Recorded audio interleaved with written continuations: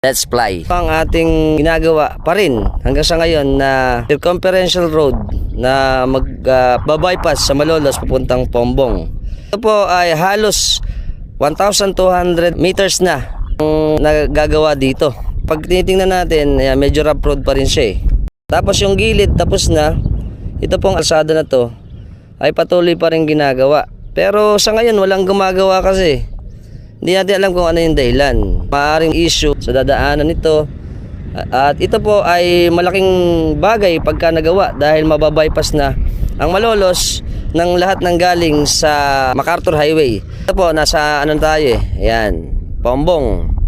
Tapos ito po ay lulusot dito sa atin sa baryo ng Calero. Kung nagustuhan yung video natin, share nyo rin. At hanapin nyo na ako sa YouTube, sa Alfax TV. Until next time mga tropa, keep safe and keep moving always. Bye-bye!